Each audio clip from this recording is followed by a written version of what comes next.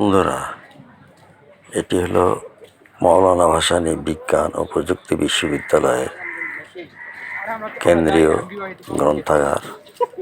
আপনারা দেখতেই পাচ্ছেন, বেশ গোছালো পরিবেশ, মনোমুগ্ধকর। এই যে আপনারা দেখতে পাচ্ছেন,